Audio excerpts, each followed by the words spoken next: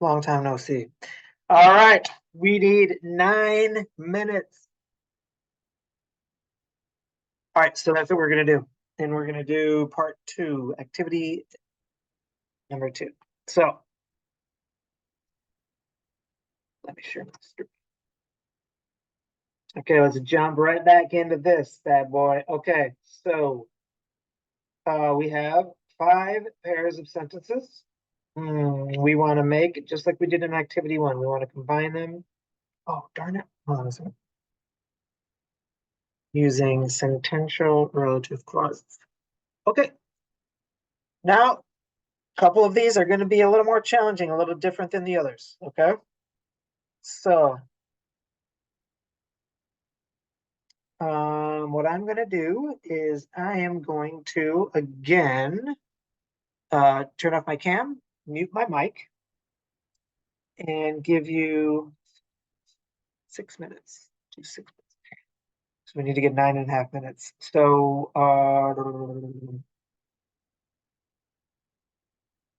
yeah, so 6 minutes, and then I'll come back, and I'll try not to startle you. Um, so I'm going to turn off my cam and mic. So take about, I'll be back in 6 minutes. It might not take you 6 minutes. I'll see you soon.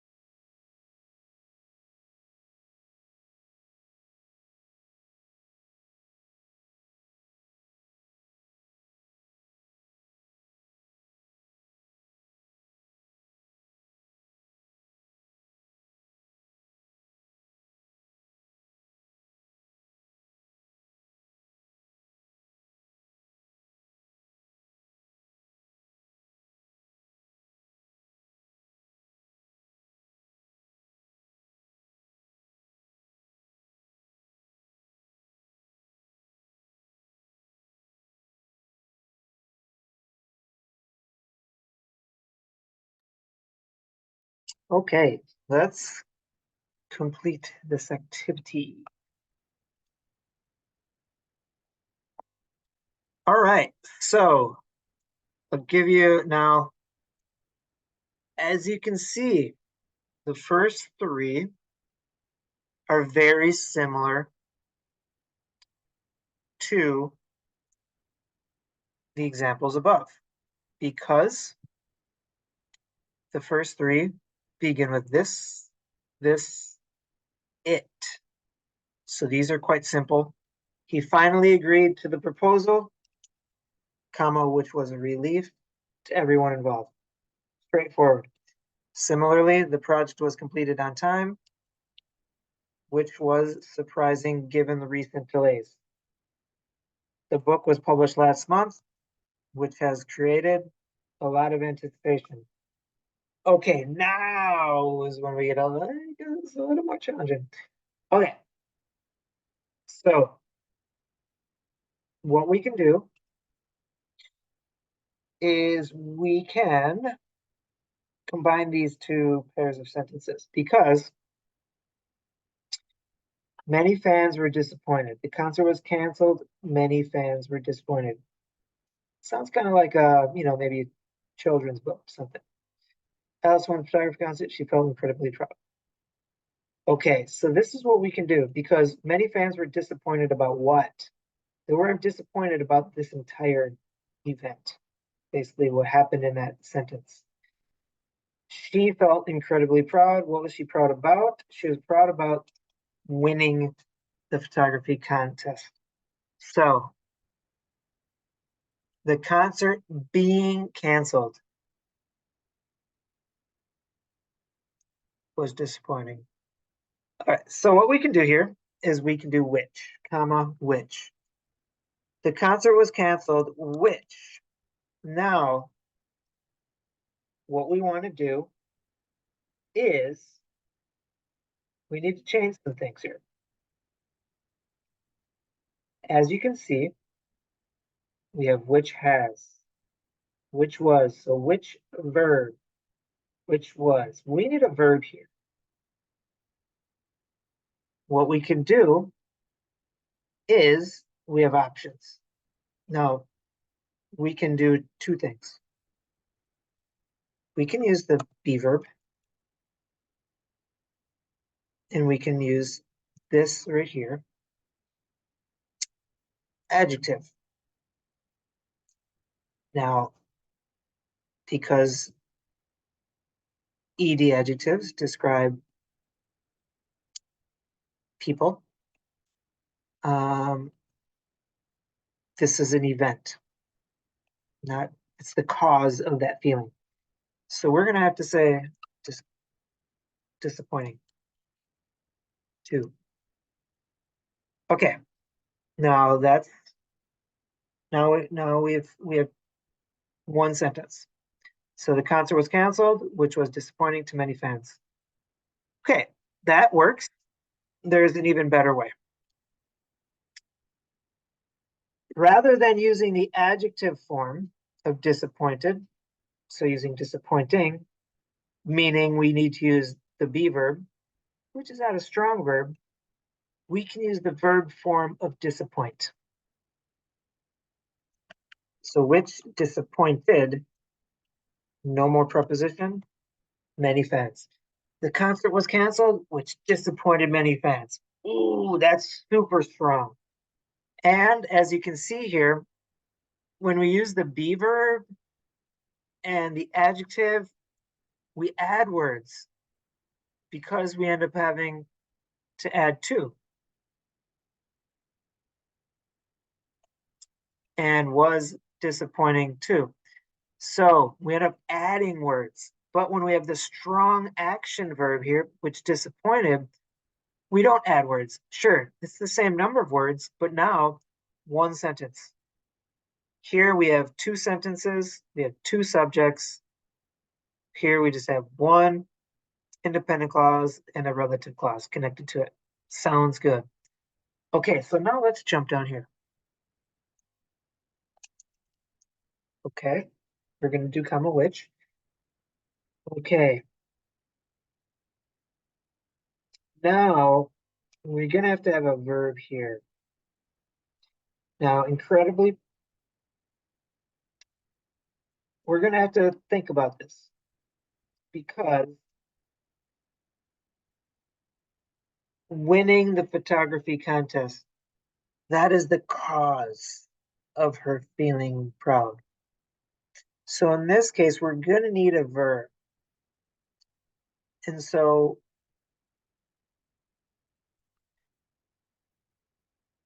we can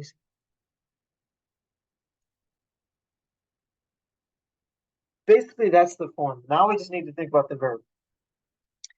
Alice won the photography contest. What verb goes there? If you guessed made. So Alice won the photography contest, which made her feel incredibly proud. Oh, yes, that sounds good. Better, even though this is actually technically more words, it sounds better than this. Um,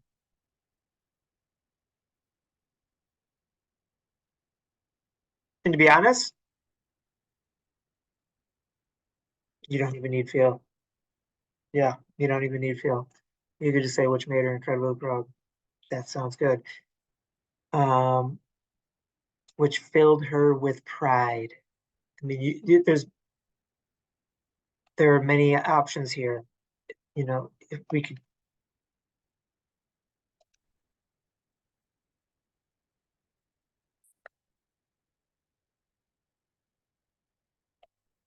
we have options now. But basically, as you can see, there's something called sentential relative clauses, and what they are is they're creating clauses using comma which. I can't think of when you'd say, well, I can't think of an example when you don't use which.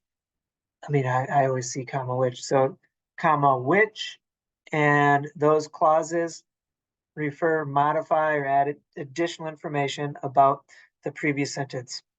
Super useful tool or technique, strategy for writing. Really elevates the feeling of your writing. So I hope you found this useful. And when you're writing, at least your last essay, think about what we just talked about or focused on in these videos. If you have any questions, let me know. And we're going over 37 minutes. So I will see you later.